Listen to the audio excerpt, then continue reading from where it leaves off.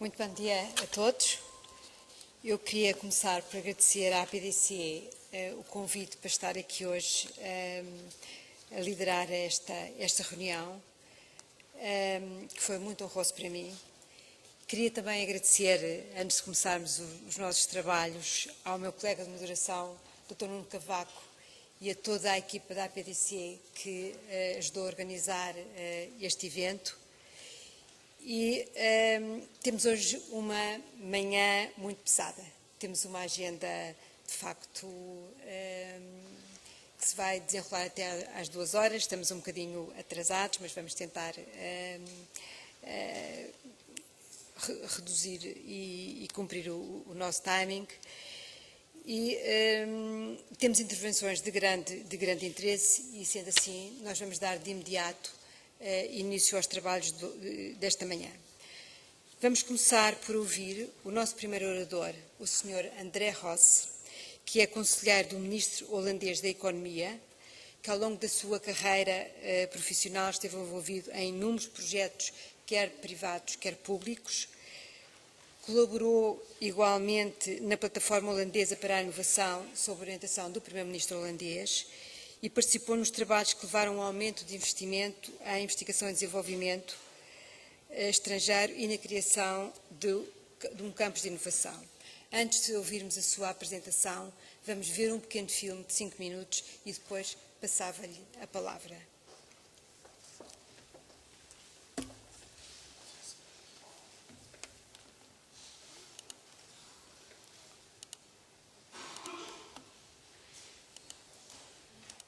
God created the world. The Dutch created Holland. With this quote, René Descartes expressed as far back as 1628 that the Netherlands has a rich history and tradition in the field of innovation and inventions. Throughout history, Dutch scientists, inventors and engineers have made exceptional contributions to resolving many social issues.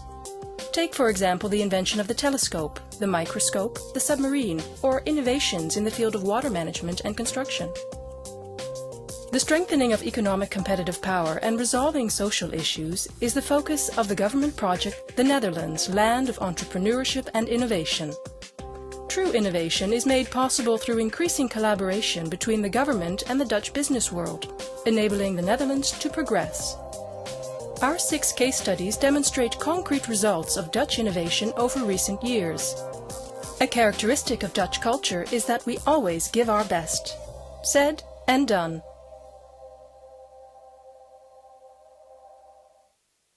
Case 1. Efficiently cleaning polluted water. To efficiently clean polluted water, an entirely new purification technique was developed, named Daemon. Daemon consists of a reaction tank using a special red grain bacteria developed by an Austrian company to remove nitrogen from the water by converting nitrite to nitrate. This method is energy efficient and reduces the use of chemicals. It produces biogas used to generate green electricity. Said and done. Case 2. Providing protection against water. To properly protect the Netherlands from water at all times, Hansje Brinker developed a new dike monitoring system. The deployment of satellites quickly provides a detailed overview of the distortion of the dikes, thereby increasing safety. The monitoring service of Hansje Brinker provides current information. It can be implemented anywhere in the world for all kinds of applications. Said and done. Case 3. Making education for people with learning disabilities possible. To help children with learning difficulties participate in society, the existing ICIS computer application was made to work within the context of the school system. The digital learning environment was made interactive, allowing students to, for example, exchange school projects with students from other schools via a visual link-up. ICIS allows children with disabilities to fully interact with their peers via modern methods of communication. Said and done. Case 4. Informing citizens quickly in crisis situations. To better warn and inform citizens in the event of crisis, the Dutch government is set to make use of cell broadcast technology. This technology sends messages to mobile phones of people in the vicinity or in the crisis area. This system will inform them adequately and quickly. This technology is making the citizens better able to cope with these matters by appealing to their own sense of responsibility. Said and done. Case 5. Introducing the car of the future to the market. To accelerate the introduction of clean, smart and safe mobility to the Dutch market, the government is asking entrepreneurs to participate in the development of the car of the future. The main objective is the reduction of CO2 emissions and to save energy. The innovations developed by various market parties ensure that the Netherlands can continue to progress in a sustainable manner and look to a cleaner future. Said and done. Case 6. Precision provisioning for ground troops. To facilitate the precision provisioning for ground troops, the Ministry of Defence and Dutch Space developed Spades. Spades can, with full autonomy and great precision, bring supplies of up to 1,000 kilograms to distant or dangerous locations. Examples are medicine or food. Spades is an extension of the tactical possibilities during operations and contributes to the success of peacekeeping operations in locations around the world. Said and done. Innovation doesn't happen by chance. Stimulating innovation is an important spearhead in the current economic policy, both in the Netherlands and in Europe. After all, innovations create new opportunities and contribute to efficient solutions for social issues. Collaboration between the business world and the government makes this possible. The best stimulus for innovation is a government that buys innovations itself. Said and done. The Netherlands, land of entrepreneurship and innovation.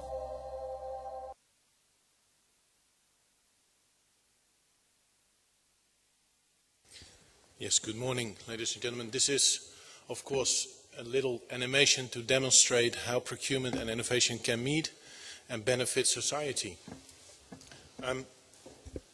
First of all, let me thank the APDC inviting me here today to be here and to give you a presentation of what we do in the Netherlands. And secondly, to be able to participate in this workshop and learn from you as well, of course. My presentation is about a pioneer experience.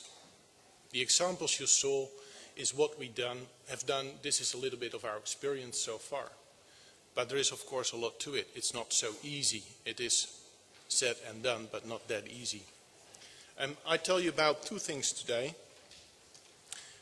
This is about public innovation procurement in general, and particularly on the SBIR scheme that we have in play in the Netherlands. And I see to that as a real pioneer experience.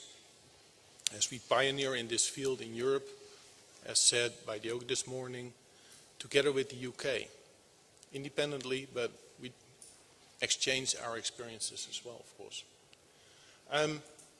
Public procurement of innovation. To set this up, to give you an idea how we set this up, we put it into an inter-ministerial project because we need each other. It's not just one owner, one department that is owning this problem.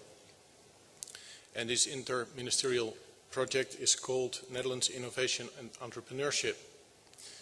We do this not alone, but we do this together with Piano, a nice name that everybody can remember. This is the Dutch Public Procurement Expertise Center that we have. So, to make sure that we talk about the same thing, what do we think public innovation procurement is? We see this as public authorities that want to buy innovative solutions to solve social problems or societal problems, sometimes also called in the European context of grand challenges. Also part of what is called nowadays demand-based policy, where the government is the demanding party. It requires a strategic policy. And like I said, multiple governmental stakeholders. This is very important, we found. And if you procure, if you do the procurement itself, you need teams of procurement people with a lot of different backgrounds, I would say. Legal people, procurement people, and technical people, for instance, and very often project leaders to manage the whole thing. But if you do it right, you will find a lot of favorable effects. And I mentioned the most important ones, I think, which are most effective and efficient government, something we all need more and more. To elaborate on that, the Dutch government also pays, as a consequence of the crisis measurements that we put in play last year, our bills in 30 days as well. But very important, of course, to solve the social issues. And with that, very important now in the economic crisis that we have, to stimulate business innovation as well. So how do we do that? Well, we relate things directly to the social or societal innovation agendas that we have on specific topics. Specific topics that are the social challenges that we face nowadays. And I'm sure that you recognize most of these challenges. So the activities that we perform they start with monitoring, because like you saw by the animation, we already do procurement of innovation, but we're not sure how much we do.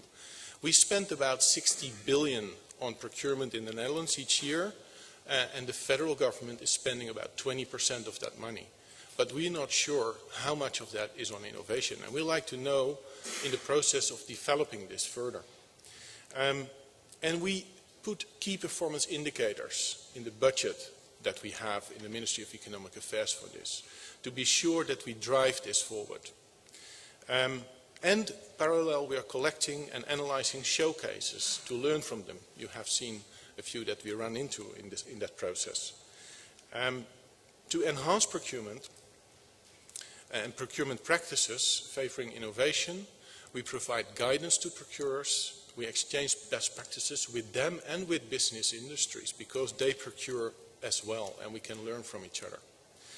And we participate and organize meetings like today, because we feel these are very important to share the knowledge and go forward with that. To go straight to some pitfalls that we have found in this, it is very difficult, these legislations, these European directives on procurement. The regulations very often are conceived as impeding. People think this is, I am not allowed to do this or that. And very often, if you look a little bit more careful, you are allowed, or you are at least allowed to go a certain distance. And when it comes to procurement of innovation, I think it is very important to go as far as we can, and even sometimes push a little bit these barriers. Because very often the focus is on legal issues and not the goal and the purpose of the procurement. And we should keep that in mind much more than we do generally. And very important, risks are avoided and not managed. Of course, when you are going for innovation, you put risk in the system. But we can manage this very often. Maybe not everything, but a lot we can often. Very few organizations have a procurement strategy. That is something that is, of course, striking. We have to work on that as well. So sometimes we start at base zero. And there is a lot of stakeholders, and not all of them, maybe you recognize this as well. I'm sure no, you won't recognize this. They don't focus on cooperation. And very important thing is that the procurers and contractors very often lack incentives, particularly when it comes to accepting a certain amount of risk. So the key success factors for innovation procurement is to have an innovation strategy in the organization. If you don't have that, you don't have to start. You need financial support. You need to require innovation. And we see this is often related to the sustainability needs and other social needs. And of course, ladies and gentlemen, no guts, no glory. It's very simple as that. And you need as well time to have a good problem definition, to have a market analysis, to team with others and have a good team on it, and to start with that procurement strategy. So it demands a real team approach. Having that said, I'd like to go a little deeper and to exchange today with you the experiences that we have on the SBIR scheme. SBIR stands for Small Business Innovation Research, and we started in 2004 with this scheme. So maybe to go back a little bit to that time and to tell you how this started, how did we thought of this? Well, of course, then already there was the notion of sustainability needs and other social needs to be addressed. And already then, of course, we thought innovation is key, or at least helpful in this. And we wanted to increase the service level of government as well at those days, through innovation, of course. And stimulating innovation is something that we need to do, particularly in SMEs. We realize that as well. We are, if we compare ourselves to other countries, we are not a top innovative country. We are not bad, but we're not a top country in that. So the idea was, let's develop a new instrument, or maybe new instruments, and these instruments should address quick solutions, quickly available. So this fitted with the SMEs thought. Small and medium-sized enterprises very often are very good in doing things quickly and use their short horizons. So that was part of the idea. And then we managed to find a solution for all this, which we found basically in the United States, because there was an SBIR scheme, Small Business Innovation Research Program, in place. And we found this is a very interesting scheme for us. We can adopt this, but we have to adopt this to the Netherlands situation. You cannot copy it and paste it. It's not that simple, particularly when you have to respect the EU legal frameworks on procurement and state aid rulings. But there were, of course, a few elements that we cherished in this SBIR, that we wanted to copy, that these were the basic elements for us for success. This is competition, a contract for the companies instead of a grant, so this is procurement. 2 paid phases, I elaborate on that in the next slide. Tailored to starters and SMEs, very important. And of course, maybe just as important, the IPR should provide freedom to operate to the companies, so it should stay with the companies. We don't have the IPR. We don't need to have the IPR. We're not going to use it. The companies are going to use it to make more money out of it. And it should, of course, be a quick and easy process. On the other side, in the orange, there's the legislative stuff. It shows we make use of an exemption in the procurement ruling which allows governments to buy R&D. I can put it as simple as that. And it shows, it demonstrates, if you follow these lines, you do it, let's say, by the European. I won't go any deeper in that. I'm not a legal person, so I think it's a little boring. But how does the program work? I think that's much more interesting. We have 3 phases, basically. So I use 3 colors for these 3 phases. The phase 0, if you want, where you start the preparations.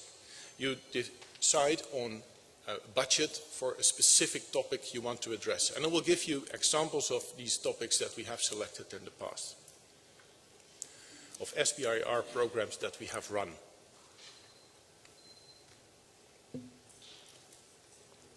Okay, so then companies are invited to put a proposal on our desk, let's say, for this specific SBIR, and a committee of experts does the assessment of the proposals for the phase 1, because it's a 2-step thing. Within 6 to 8 weeks, a minimum of 5 winners competition can start with their feasibility study for their proposed solution to the problem that we started. In 6 months, they provide this feasibility study, which goes about Do you have a clear business case? Is it a technical case? Is your, the technology that you suggest, is that a feasible technology? And of course, organizational-wise, are you capable of doing this as an organization? And who do you make use of, like universities or knowledge institutions? Or other companies, of course. And how does this address, in which amount, let's say, does this address the problem that we started with? If they succeed in a positive feasibility study, they are invited for the next phase. And so then phase 2 starts, and they can put a plan for the second phase on the table, which is the actual R&D phase. Perform the R&D and go to a client. We always suggest go find a future client where you can demonstrate that it works, where you can really show that this is working in real life. And we allow up to, let's say, €500,000 for the phase 2 for companies. And they have to be ready in 2 years. Remember the short horizons that we need. After the report is issued, the final payment takes place within 30 days. And then the company enters the so-called phase 3, where they are not really on their own, but they don't receive any more governmental money, and they have to start marketing and selling their product based on the SBIR technology they developed. We do this, of course, with a minimum of 2 companies, because in the future, when we as a government are the buyer, I want to be able to choose from different potential companies. I want to have the best solution for the best price. So a minimum of 2 companies enter phase 2. I always suggest make 3, because sometimes one of them fails, and then you still have only 1. It's fixed price, like I said. IPR stays with the company. There's a few restrictions, of course. Imagine a company going bankrupt or a company not exercising their IPR. In that case, we can say, if you're not using it, we give it to another company that pays a fair price for it, and the product is on the market, because that's what we want. And of course, we follow the companies closely, and sometimes assist them.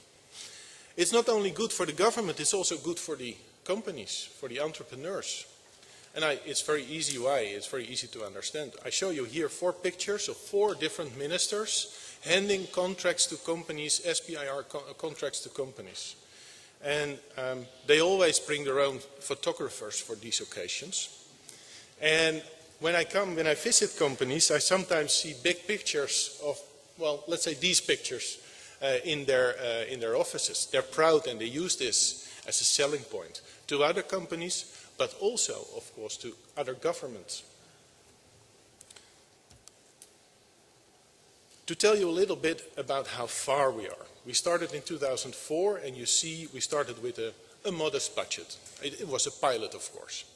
But slowly we increased the amount of budget that we have available for this program.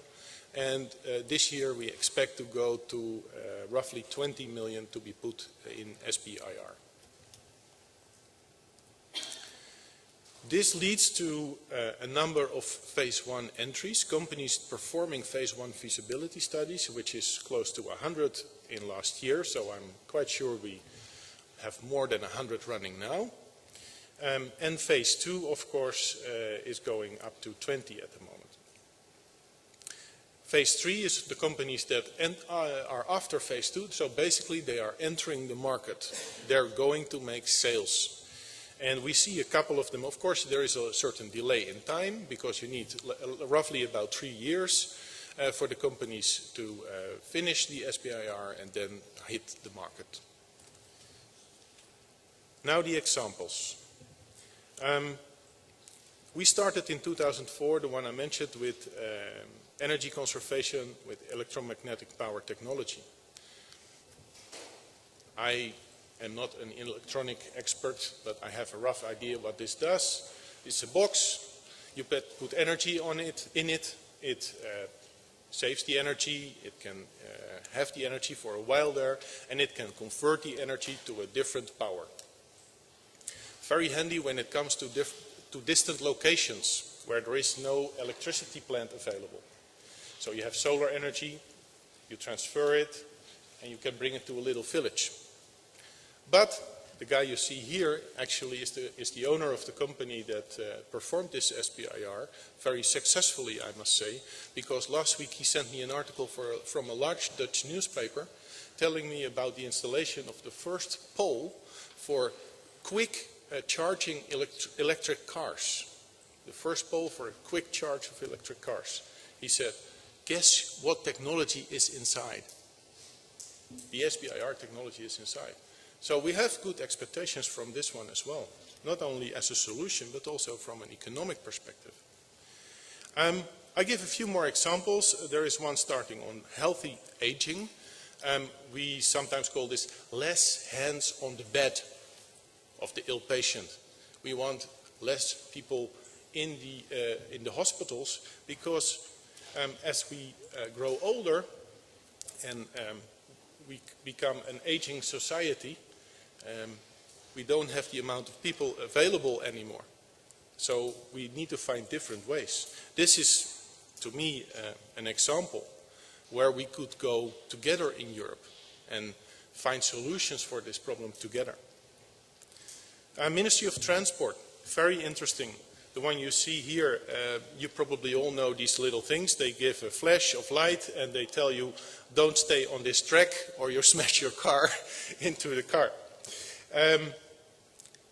These lights, 24/7 of course, they must work always. So how does this work? Well, it's very simple. There's a little diesel engine in the back of this yellow car. 24/7, putting stuff in the air. We don't like that so much anymore. We're a small country like Portugal. We have a lot of people. We have about 16.5 million people, all very condensed. You don't want this pollution anymore in these areas. So we thought, isn't it possible to make this cleaner? Because we got a lot of these little cars. So yes, it is possible to do that cleaner. And hydrogen and fuel cell systems were developed and we have them now on the roads. The other ones, you can read them, I just skip them and go forward to the conclusions that we have after doing SBIR in the Netherlands for about 6 years. We experience it's working very well. It's lean, it's mean, it's giving concrete solutions and it's giving very quickly these solutions. And as far as we can see now, they provide business for our companies. So it's valuable to users, it's valuable to the government, for companies and for the government. And we all of us like to use this method. And we found that about 90% of them is SME. So it is tailored to SME and it's working very well for SMEs. Without demanding, because that's not possible by procurement legislation, that it is solely for SMEs. Okay, so there's a few future improvements that we expect to have. There's always improvements possible, of course, so that's also for us. But I think the most important one is to have a closer look at the phase 3 where the companies are going to hit the market. They need to be helped, we feel, a bit more than we do today, entering, let's say, other governments' channels and finding people that are willing to listen to their ideas. And then my last point for today is, can the SBIR be a powerful tool for Europe, for other member states, both individually and in a combined European way as well? And I think it does, because it gives solutions to the grand challenges. It allows to have products instead of excellent knowledge, and we have to go that way as quickly as we can in Europe. We have a lot of excellent knowledge, but we don't have the power to turn them into selling products. And the SMEs, they make sure that we grow and their new jobs are coming. And so it is very important to help the SMEs growing and becoming more innovative. And that's exactly what the SBIR scheme does. So implementation of the SBIR in the European Union, I think, is a very good idea. And of course the European Commission has a role in that. And if I made some small calculations, if we think of doing something like this, let's look at the United States. They do about 1,800 new inventions each year via SBIR. So if we want to top that, let's say, a little bit, and go for, let's say, about 2,000 new products per year, which all can contribute to these social or societal challenges, we need roughly an investment of about 1 billion. But we are with a lot of member states, and I'm quite sure that this is something that might be viable. Thank you very much for your attention.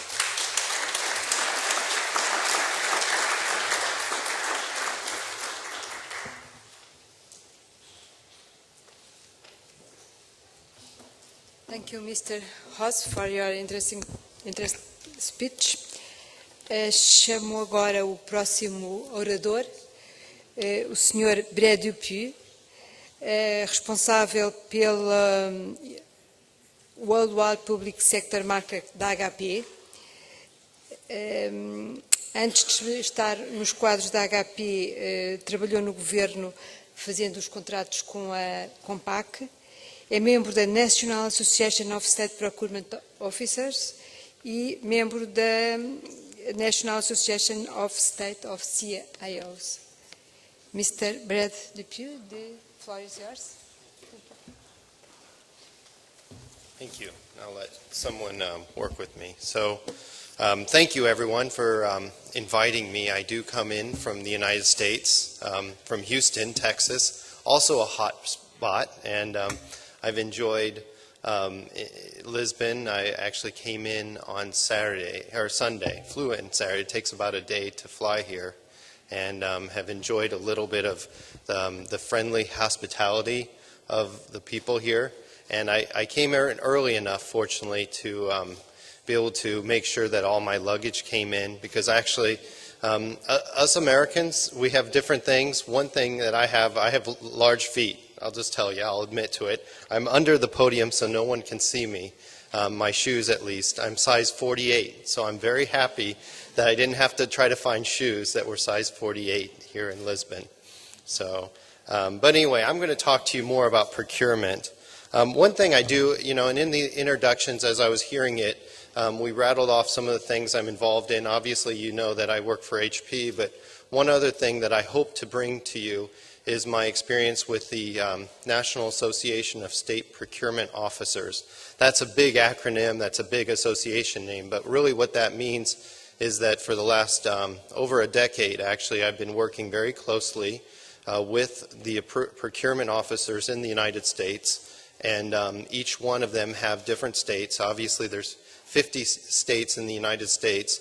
The good thing about that association is everybody does get together and they really talk about innovation, and I'm really hoping to give you some of those ideas. So I'm also appreciative everybody is paying attention to me, so you do understand English, right? Everybody speaks it, because if you had a person speaking Portuguese to my association that I'm involved in, it wouldn't go so well. So appreciate you being part of that. So good.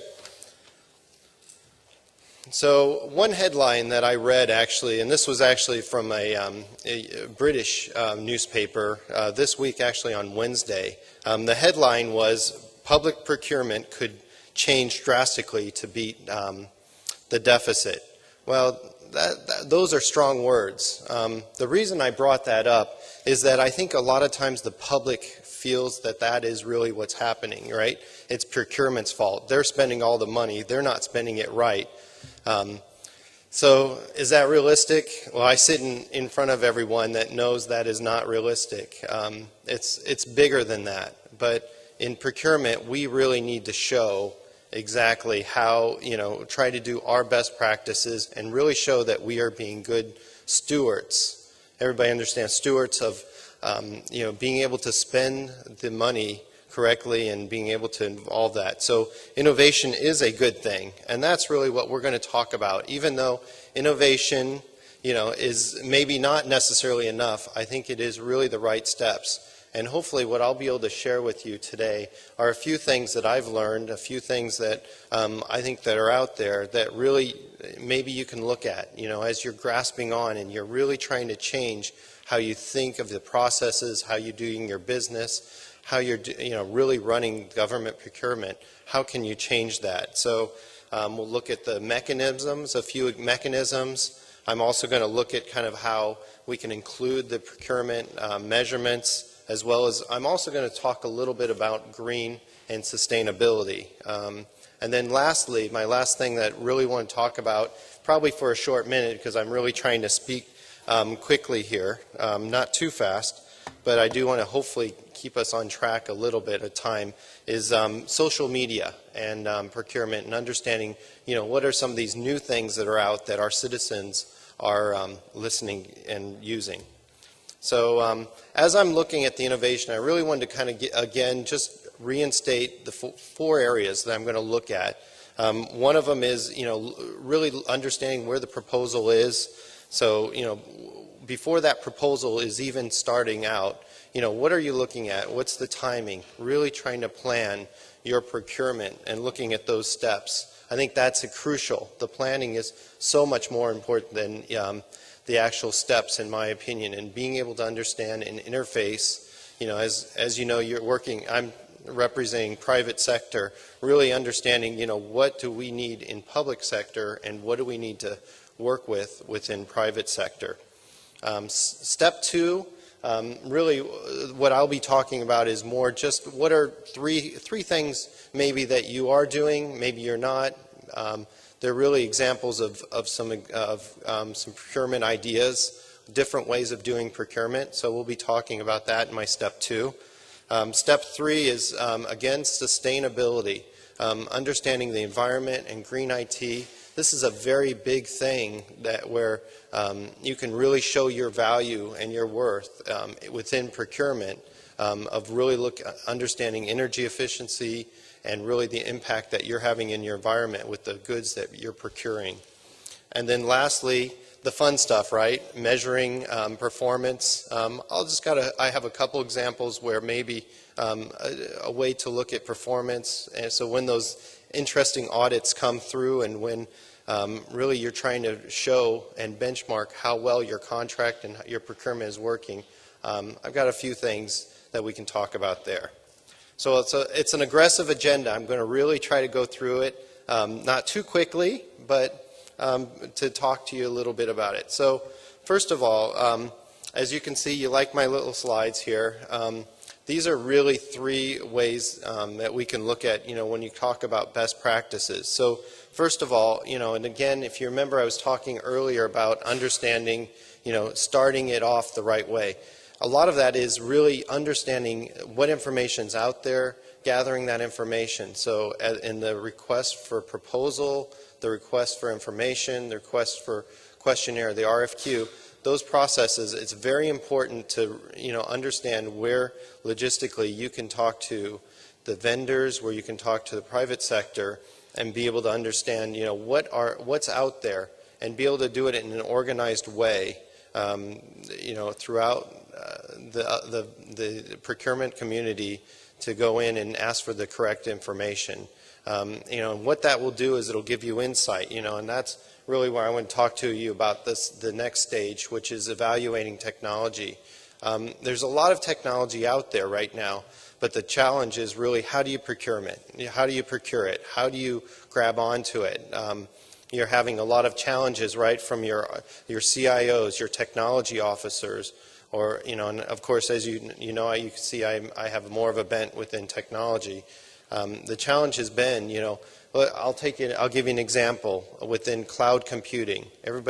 Some of you have heard of this new technology. It's called cloud computing. It's basically understanding where your resources are, your computing, and being able to plug into that and be able to understand. And there's a lot of economies within this. But the problem is all of this is changing, right? So how do you procure something that doesn't seem to stay the same?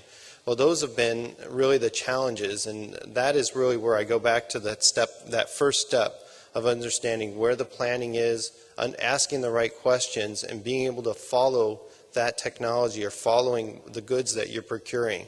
It's no longer a question of buying a hardware or software or whatever. It's really understanding where that technology is and being able to understand how to procure that and be able to be intelligent, advised about it, and then being able to go from that. So, and then lastly, just finding new processes. I wanted to quickly state a little bit about that. That's understanding, really understanding where your statement of works are, where your SLAs are, and being able to understand where those processes are with that. So let me give you an example. This may give you a little bit more. There's a community, a municipality, quite small. It's Grossenhain municipality within Germany. And really what they had was a significant issue. They were growing, and they still continue. They've been doubling their populations year over year. And I know there's people within here that are representing municipalities as well as the federal government, central government. But as many of you may know, if you are in the local government, there are cities that just continue to grow quickly. Basically, they're booming, and there's no way to say it. But so how do you understand and how do you do your resource? Well, again, in this example, what Grossen really was able to do was actually pull together their fire and police operations, their city, municipality, their central government, and really talk to each other about what they really need and how they communicate together with each other. And in this case, what they did is they were able to look at what their needs were. They worked with a few advisors from a technology standpoint, and they were able to procure what they exactly needed based on a lot of suggestions, a lot of interface, not just from the procurement, but within the actual areas within government. Now, this is an example of a very small government. I don't know how many of you have even heard of this city within Germany, but I use this as an example as they have been very innovative and in their size and being able to do that. So let me go to the next step, and that's evaluating procurement and mechanisms. These are three things that I really wanted to give you as part of this presentation that talk a little bit about mechanisms that you may have used that are somewhat new. So the first one is cooperative contracts.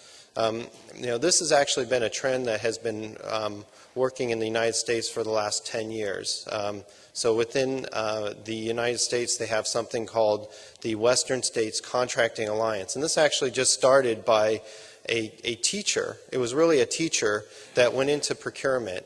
And his job, his entire goal was to try to get inexpensive computers and PCs, printers and what have you for his students, right?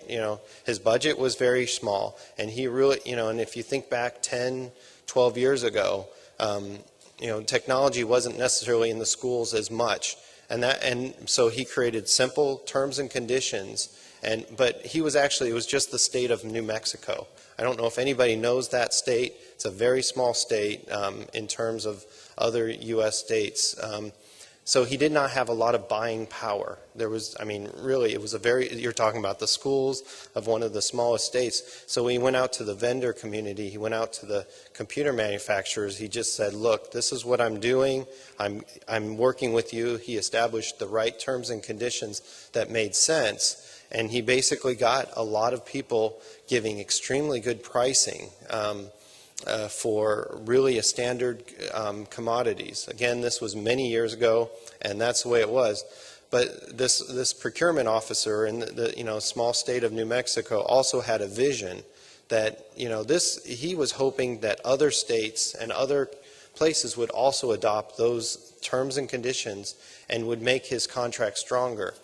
And really what he did, in a sense, was invent pretty much the largest, or the first largest now contract in the United States for our state and local governments that now actually includes many states. And I will talk a little bit further about that a little later in an example. But that is cooperative contract. So the idea is creating a contract with simple terms and conditions and working with other communities. You know, this could be a small municipality starting a contract and getting other contracts. And the idea is that it's very attractive to the vendor community, as it, you know, it gives them, obviously it'll provide the opportunity to lower the price for volume purchases.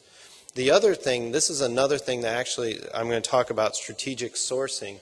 This is something that actually started only a few years ago. It's only, you know, not every municipality or state has adopted this, but it's a very interesting thing. What certain states have looked at is saying, okay, when we look at most of our spending, it's only with these products, right? And so they create an entire contract for, you know, an entire, you know, for all the technology, but then they look at, okay, a specific computer or a specific printer or specific hardware or specific software, whatever. I mean, this can go, I better stop doing that. This can go anywhere. But the idea was once they got specific pricing on these one areas, they were able to get extremely low.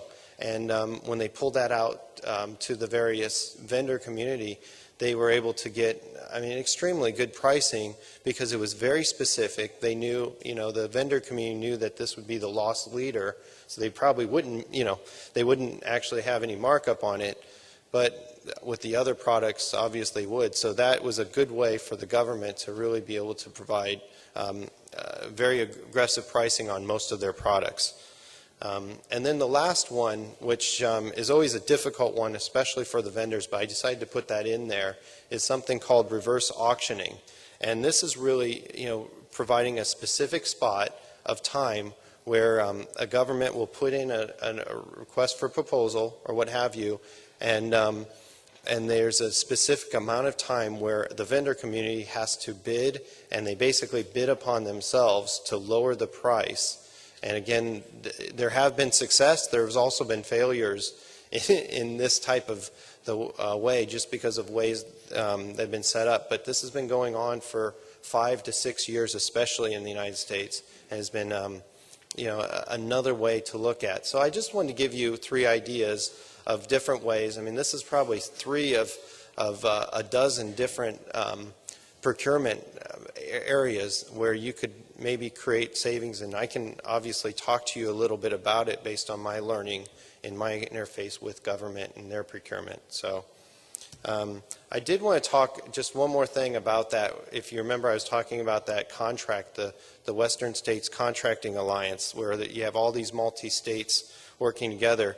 I wanted to share with you that actually now there's actually 30 states. If you remember, it started with just one state. Most of the United States is actually signed up on this contract, and it's a very aggressively priced for the vendors, for the people providing, and that is basically the way they are pulling together. So next I want to talk to you about the environmental program. You know, this is you know, and very quickly, you know, environmental sustainability is very important.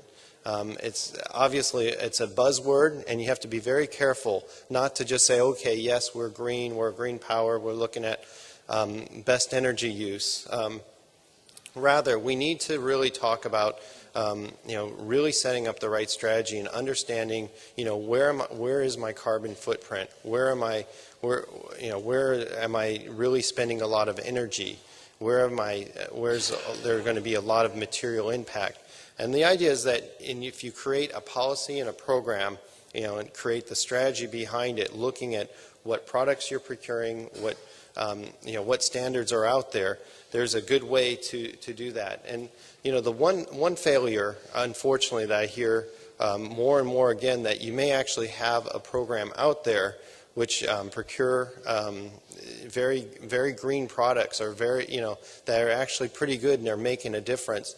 The problem is there's no budget to actually tell of your story and your success. So I would, you know, really advise, you know, the folks that are doing programs that are doing this, that they can go in, that you can go in and really start to look at how do you promote your green product, as you know, green program. You know, how much How much energy are you really saving based on your program? How much money does that equate to? So how much are you really saving there? This sort of innovation really changes how people perceive the government, how the citizens understand really the good stewardship of the government. And obviously I hear more of that. So again, energy efficiency. And so one last thing that I do want to talk about is evaluating performance. So I put on here a diagram of 3 different major pieces here. Obviously, when you start to look at all your auditing and your measurements, they really fit within these 3 areas, whether they're cost related, performance related, or risk related. Being able to measure that and again be able to communicate what those changes are, how that adoption is being able to pull together is very important. So again, I've listed a few areas, and it's very important to have it balanced as well. When you do start to look at your performance, look at these 3 areas. A lot of the performance measurements that I've seen that a lot of times that haven't been as effective tend to focus on one or the other. They may only be looking at cost and potentially value, but there's a lot of risk in there, and that's being elevated, not looked at. Maybe they're just looking at performance related. So again, I've just put a few things in there, but when you are building your plan, it's good, in my opinion, to really show that. I don't think we have time for this example, but there are many areas, government entities that have really been able to look at this, and there are some good best practices out there that I can share with you at another time. And then lastly, so this is my last thing, I promise, and this is on social media. Whether you use it or not, your citizens are. That's the big challenge. If you do not use it, you're going to be seeing this sort of thing take off around you without you even starting. This is something that none of us can really control, and it's basically the next line of communication. So I put in 3 areas here.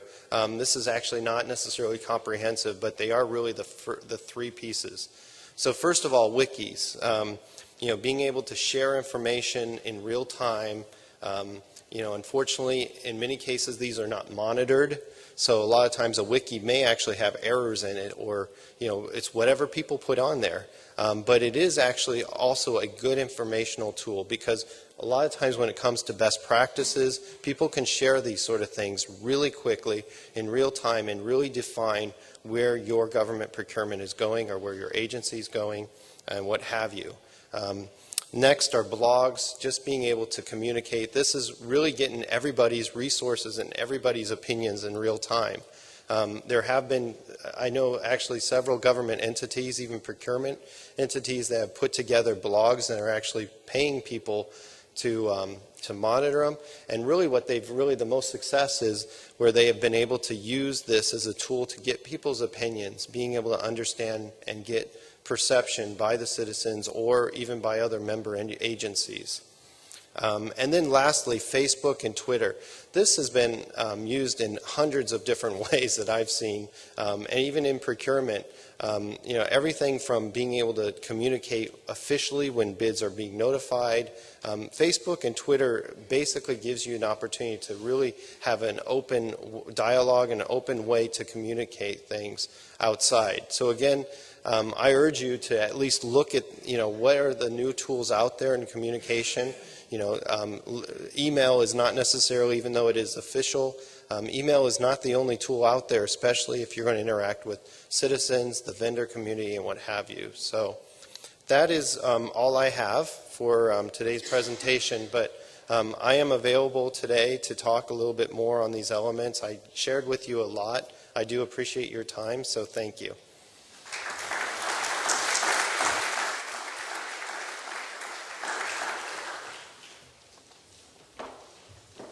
Thank you very much.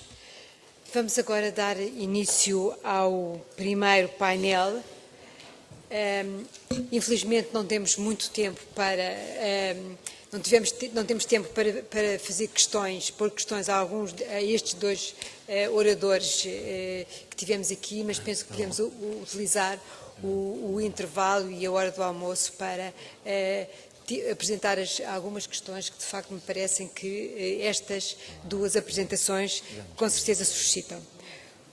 Vamos então preparar agora o nosso primeiro painel.